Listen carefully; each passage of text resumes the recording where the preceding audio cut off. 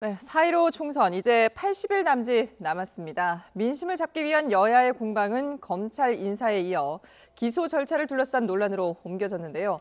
설 밥상에 오르는 정치권의 메시지는 유권자들의 표심에 적지 않은 영향을 미칠 수밖에 없죠. 관련 내용들 최진 대통령 리더십 연구원장 그리고 배종찬 인사이트 K 연구소장과 함께 짚어보도록 하겠습니다. 두 분 안녕하십니까? 네, 새해 복 많이 받으십시오. 네, 새해 복 많이 받으십시오. 새해 복 많이 받으십시오. 자, 먼저 다뤄볼 얘기는 이 최강욱 청와대 공직기강 비서관 기소를 두고 검찰과 법무부가 지금 충돌 양상을 보이고 있는 가운데 지금 정치권에서 여기에 대해서 상당히 맞선 의견을 내놓고 있어요. 먼저 최진 원장님께서 분석을 좀 해주실까요? 그러니까 검찰, 법무부 그리고 여야 맞서고 있다고는 사실 본질적으로는 청와대와 검찰이 맞서고 있거든요. 제가 나름대로 이제 이 권력 관계, 역대 정부를 오랫동안 연구했지만 저는 이번처럼 청와대와 검찰이 세게 강하게 대립한 걸 본 적이 없습니다. 도대체 왜 검찰은 저토록 청와대를 강력하게 공격을 하는 건지, 그리고 청와대는 또 왜 또 저렇게 강력하게 방어를 하는지 상당히 이 부분에 대해서 아마 국민들은 좀 궁금하고, 그리고 반대로 민심이 갈라져 있다고 봅니다. 네네. 지금 진중권 같은 사람은 지금 최강욱 청와대 공직기강 비서관을 놓고 천하의 잡범이다. 그다음에 뭐 망해가는 청나라의 내시 아니냐 이런 식으로 이제 공격을 하고 있고, 청와대는 오히려 이제 검찰개혁 선봉장인 것처럼 보이거든요. 약간 첨예하게 엇갈려 있는데 결국 검찰과 청와대 이렇게 강력하게 대립을 하면요, 모든 부담은 궁극적으로 대통령한테 가게 됩니다. 그리고 이게 과연 어느 쪽이 옳은 것이냐. 이 문제는 결국 이번 3개월 후에 총선 과정에서 민심이 심판을 평가를 저는 해줄 거라고 봅니다. 말씀하신 것처럼 이제 3개월 뒤에 민심을 통해서 드러나긴 하겠지만 그동안에 이제 여론을 어떤 식으로 이어가느냐, 이 부분이 이제 여야 입장에서는 상당히 중요할 것 같은데요. 그렇죠. 가장 중요한 건 이제 중도층 표심입니다. 진영 간 대결 구도가 되고 있기 때문에 청와대, 법무부 그리고 더불어민주당 여당은 비슷한 의견 입장이거든요.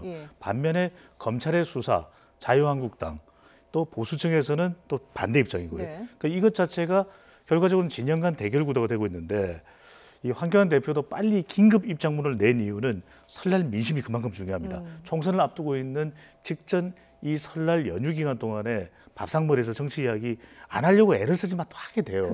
그러다 보면 이때 이야기가 많이 나오는 거, 그 수사 어떻게 생각해?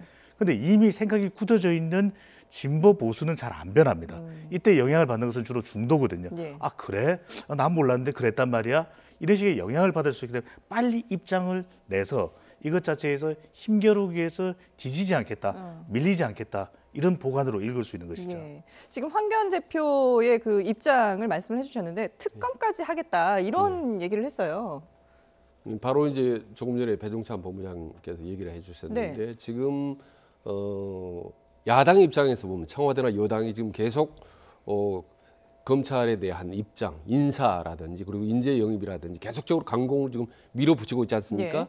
그렇기 때문에 한국당 입장에서 뭔가 강력한 대응을 해야 되는 입장이고, 특히 검찰 개혁과 관련된 문제는 설날 민심에 태풍이 눈이나 다름없고 그 향배에 따라서 총선 민심이 결정이 되기 때문에 황교안 대표 입장에서는 빨리 뭔가 이번에 설날 민심의 기선을 잡아야 된다, 헤게모니를 잡아야 된다. 그게 바로 최강욱 청와대 공직기강 비서관이요. 공직기강 비서관의 문제고, 그게 바로 특검이다. 그래서 이번 연휴 기간 동안에 어떤 설날 밥상 동안에 특검을 해야 된다라는 여론을 전국적으로 형성을 해야 되겠다라는 그런 강한 생각을 갖고 있기 때문에 연휴에도 불구하고 서둘러서 세게 치고 나온 것 같습니다. 그럼 황 대표가 얘기하는 이 특검 카드는 과연 유효할까요? 어떻게 보세요? 실제 특검까지 이어질 수 있습니까? 총선 전에?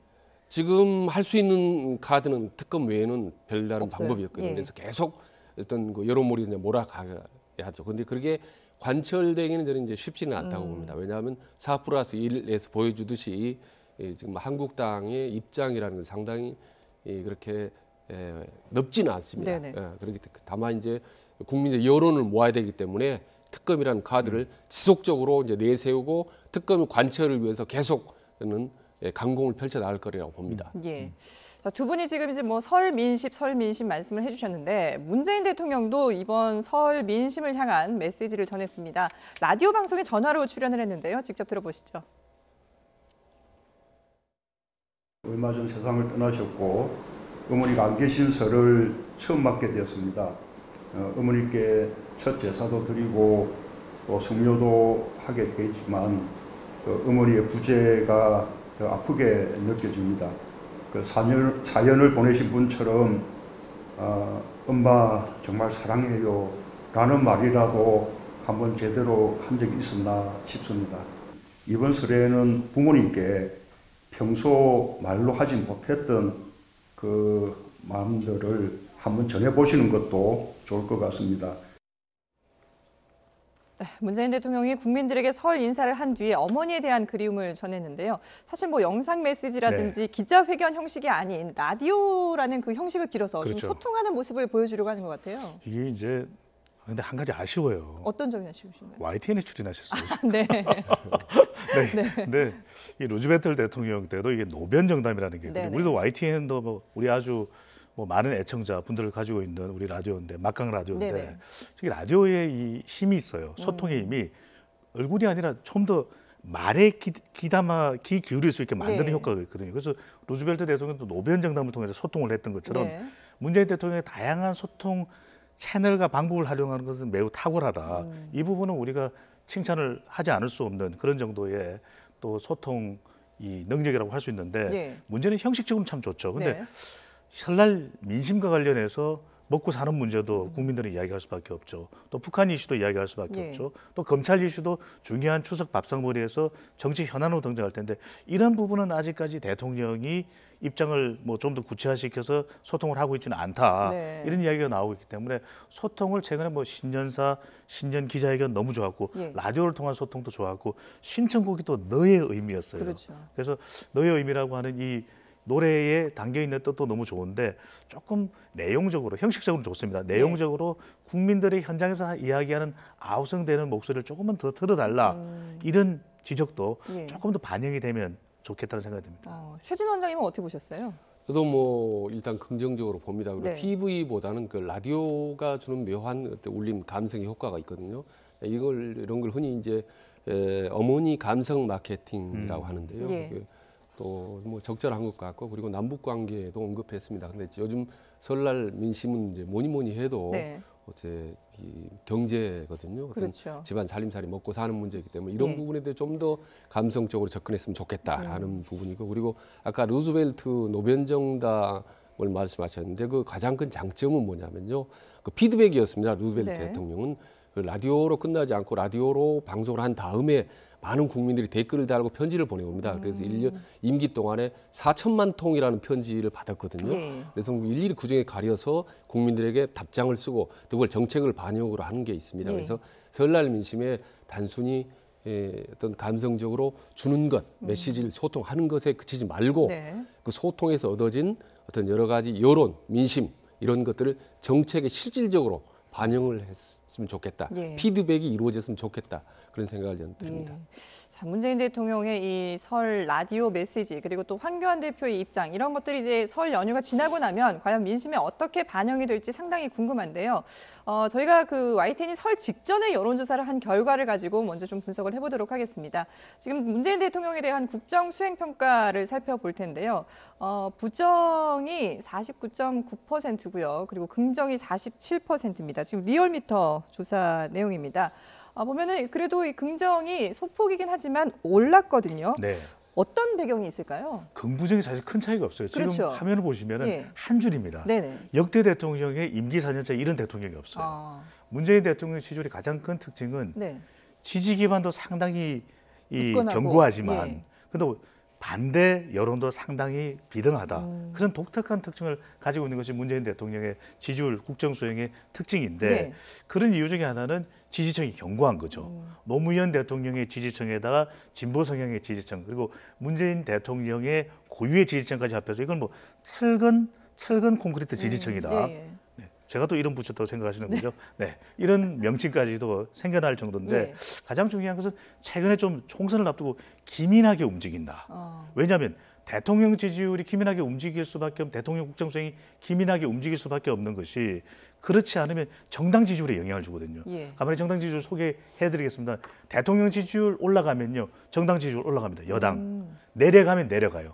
반대로 대통령의 지지율과 더불어민주당의 지지율이 내려가면 자유한국당이 올라갑니다. 예. 이걸 분명히 청와대에서도 알고 있을 것이거든요. 그런 만큼 기민하게 뭔가 반대 여론 네. 이런 정서가 있으면 빨리 움직이는 것. 지금 일자리에 대한 고민이 있다 보니까 문재인 대통령 상반기에 60%의 국가 재정을 집행했다고 하죠. 예. 이런 것도 추석 밥상머리에 올라갈 수 있는 이야기고 또 하나 당에서도 빨리 움직였습니다.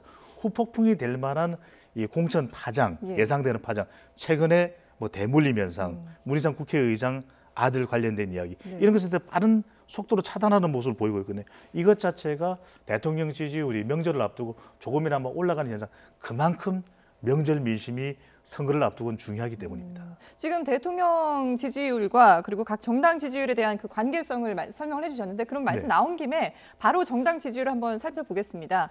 그래픽 보여주시죠. 예.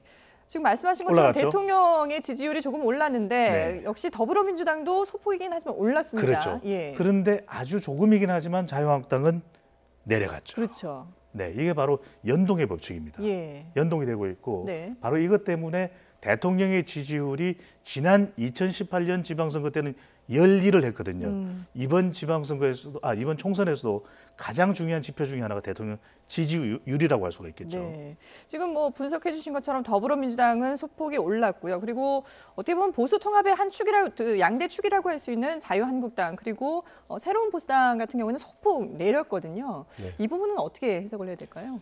그러니까 전반적으로 보면은 등락은 있었지만은 네. 큰 차이가 없어서 대부분이 오차범위 내였기 네네. 때문에 저는 아직도 민심이 확실히 결정을 내리지 않고 관망을 하고 있다고 보는 거고요. 이제 중요한 거는 문재인 대통령 리더십에 따른 어떤 지지율인데 예. 역대 대통령 중에 이른바 콘크리트 지지율을 갖고 있던 사람은 김대중 그리고 박근혜였거든요. 네. 근데 저는 거기에 이제 새롭게 문재인 대통령이 추가가 됐다고 봅니다. 40대 중후반의 지지율이 거의 이렇게 몇 년째 변치 않고 유지된다는 건 사실 놀라운 일이거든요. 예. 바로 이런 현상 때문에 문재인 청와대에 있었던 사람들이 자, 우리는 나가면 쉽게 될 수 있다라는 그런 생각을 갈 수 있는 거거든요. 대통령 지지도만 본다면. 네. 그러나 이런 부분에 이제 중요한 허점이 있을 수가 있거든요. 예. 그래서 그게 이제 연초에 여론조사 결과인데 그때도 보면은 민주당과 대권주자인 이낙연 후보의 지지도가 아주 높게 나왔습니다. 네. 그리고 2위가 이제 황교안, 3위가 안철수 이렇게 나왔는데요. 이 부분만 놓고 본다면은 여당은 이번 총선에도 상당히 압승을 거둘 수 있다라고는 낙관적인 어떤 분석을 할 수도 있습니다. 그러나 예. 조금 더 자세히 들어오면 여론이 있던 부동층이 또 50% 가까이 절반입니다. 그리고 높은 지지율에 누가 떠받쳐주냐 살펴봤더니 네. 진보 진영, 민주당 지지층, 그리고 호남층이었습니다. 만약 이 지지층을 전통적인 강력한 지지층을 빼면 나머지 지지도는 어떨까라는 부분을 한번 생각해 봐야 되고 예. 그리고 또 하나는 부산 경남이라든지 TK 대구 경북 지역에서는 아주 현저하게 낮았습니다. 그러니까 이른바 지금 민주당의 우호적인 분위기는 외화 내빈이라고 할 수 있죠. 예. 겉으로 화려하고 금방 이길 것 같지만 한꺼풀만 더 비껴서 들어가 보면은 상당히 위험 요소가 도처에 깔려 있다고 보는 거죠. 예. 그러니까 세부적으로 들어가면은 네. 뭐 위험 요소들이 있긴 하지만 일단 겉으로 보기에는 더불어민주당 여당이 상당히 이제 좀 분위기가 좋은 그런 상황인데 앞서 질문해 주신 예. 게 이제 자유한국당과 새로운 보수당의 지지율이 하락한 그렇죠. 건데 이건 왜 그러냐면은 자유한국당 지지율 내려갔잖아요. 네. 그죠? 근데 새로운 보수당까지 내려갔다면 이건 두 정당에 걸쳐서 공통적으로 일어나는 현상인데 이른바 통합 전조 효과입니다. 그러니까 통합에 대한 기대감이 커지면 그 이전에라도 지지율이 올라가거든요. 예. 근데 삐그덕대는 모습을 보이고 있기 때문에 이 지지율이 동반 상승되는 모습으로 나타나지 않는 거죠. 그러니까 보수 통합에 대한 기대가 좀 낮다 이렇게 봐야 되는 건가요? 그렇죠. 비근한 예로 예. 바른정당과 국민의당이 통합할 때는 시너지 효과가 나타났습니다. 네. 결과적으로는 지지율이 내려앉았지만 예. 그래도 기대감이 컸었던 이유 바로 그것은 이제 통합이 될 가능성이 아주 높다. 그리고 통합된다면 뭔가 제3정당으로서의 영향력이 있을 것이다. 그 당시에는 그렇게 생각했기 때문에 지지율이 올라갔었던 것인데 예. 지금은 실제 통합이 되고 난 이후에 어떤 현상이 일어날지 모릅니다. 하지만 과정 자체가 문제가 있다 보니까 그런 이 지지율의 동반 상승 효과는 나타나지 않고 있는 것이죠. 예. 지금 이제 뭐 통합 과정에서 삐그덕거리는 모습들이 보여지면서 그게 지지율이 동반 상승하는 그런 효과를 이끌어내지 못하고 있다고 분석을 해주셨는데, 근데 지금 이 혁신통합추진위원회가 다음 달 중순까지는 통합 그 신당 창당을 마무리하겠다 이런 그 계획을 세워놓고 있거든요. 네. 근데 이게 순조롭게 좀 진행이 될 수 있을까요? 저는 그 순조롭게 진행이 된다 하더라도 네. 지지도가 그만큼 시너지 효과는 나지 않는다, 쉽게 나지 않는다라는 부분을 저는 지속적으로 얘기를 했거든요. 예. 왜냐하면요, 지금 통합을 한다는 세력 자체가 유승민 세력 아니겠습니까? 그리고 거기다 굳이 붙인다면 우리 공화당인가요? 이 정도인데 이 정도의 정당이나 세력과 자유한국당이 통합을 했다고 해서 예. 국민들이 감동을 받고 거기에 많은 투표를 해줄지는 상당히 의문입니다.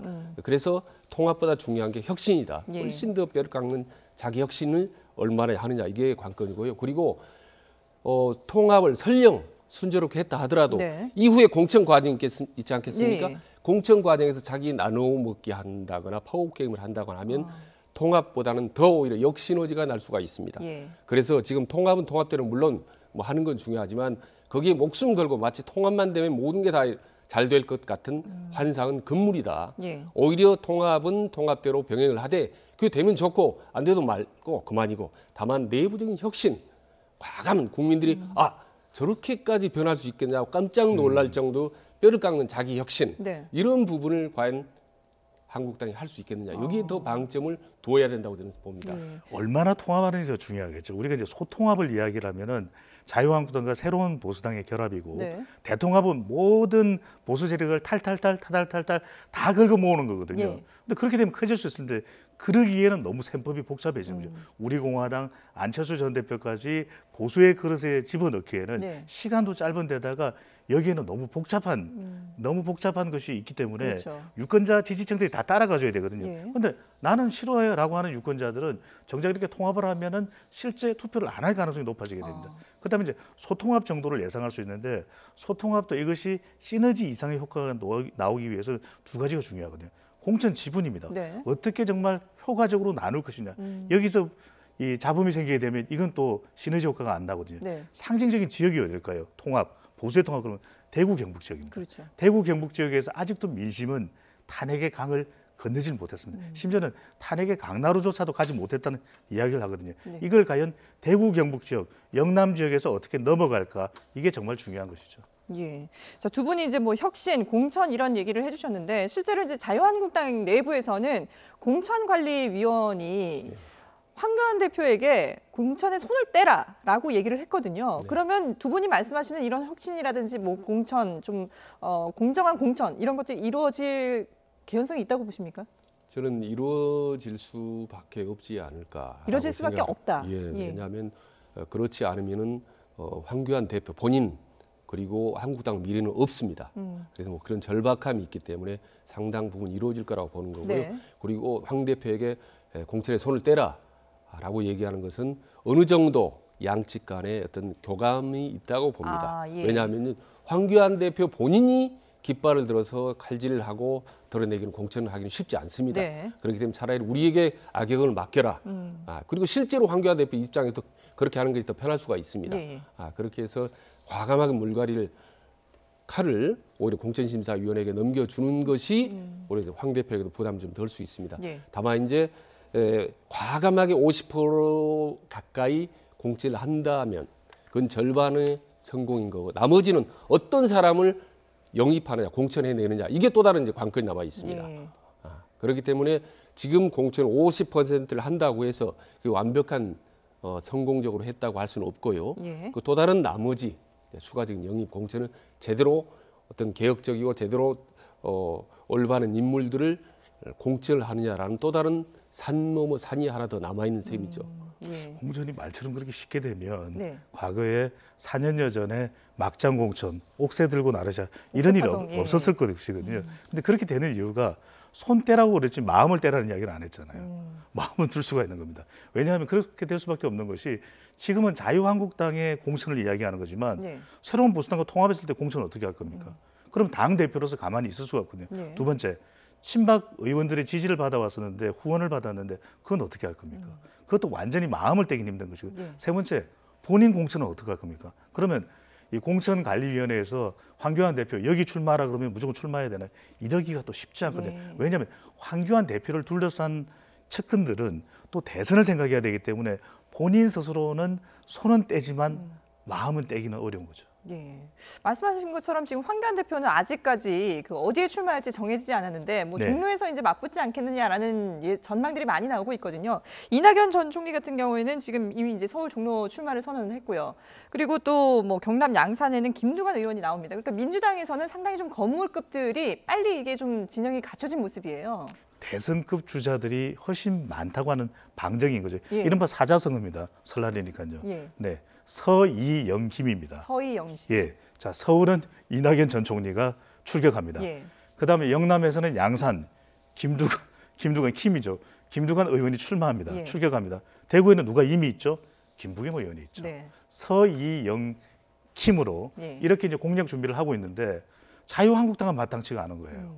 왜냐하면 서울로 보내면 영남이 약해지고 영남으로 보내지면 수도권이 약해진 바로 이런 모습이 그대로 드러나고 있는 것이죠. 예. 근데 지금 뭐 이 민주당에는 대선 주자급 거물들이 많다라고 말씀하셨는데 그 중에 또 한 명 거론되는 것이 임종석 전 대통령 실장이거든요. 네. 비서실장인데 지금 임 전 비서실장 같은 경우에는 출마를 하지 않겠다라고 공언을 했는데도 불구하고 네. 당에서 지속적으로 지금 러브콜을 보내고 있는 상황입니다. 네. 과연 마음을 바꿀까요? 바꿀 가능성이 일단 높다고 봅니다. 아, 예, 예. 지금 최근의 흐름을 보면요. 왜냐하면 임종석 전 실장이 문재인 브랜드 마케팅을 할 수 있는 아주 적절한 인물이라고 청와대 쪽에서 판단한 것 같아요. 네. 그래서 항상 집권 세력과 대통령들이 유혹에 빠지는 게 뭐냐면 이른바 YS의 구룡 작전이라는 게 있습니다. 예. 9마리 용의 작전인데요. 그러니까 대선 주자급 인사를 각 지역별로 보내서 거기서 경쟁을 하게 만드는 겁니다. 예. 그래서 총선에 승리하고 많은 의석을 확보해서 역할해서 올라온 사람은 대권 주자의 상층부에 올라올 수 있다. 그래서 대권 주자들끼리 상호 지역적 경쟁을 시키는 구도입니다. 네. 그런 점에서 본다면 임종석 같은 인물도 그 구룡에 한 사람 또 끼얹어서 설령 총선에 본인이 나가지 않는다 하더라도 구룡 네. 중 한 명으로 돼서 어느 특정 지역을 맡아서 뛰는 것이 집권 여당 입장에서 볼 때 상당히 유리하죠. 총선에 나가지 않더라도 좀 지원이라도 예, 해야 그래서 된다. 예, 총선에 일안은 반드시 내 보내려고 하고 예. 지금 최근 들어서 문재인 대통령 여론조사 여러 가지 상황으로 보면은 임종석을 내 보내도 될 수 있겠다라는 상당히 판단을 선 것 같고요. 네. 그리고 만에 하나 여론이 악화돼서 혹은 여러 가지 여의치 않아서 출마하지 않는다 하더라도 구룡에 포함시키는 특정 지역을 맡겨서 역할을 맡기는 것이 네. 지금 민주당으로서는 상당히 유리하다고 판단한 것 같습니다. 예. 예. 이게 선거라는 게요. 티끌이라도 도움이 될 수 있는 지지율은 다 모아야 되거든요.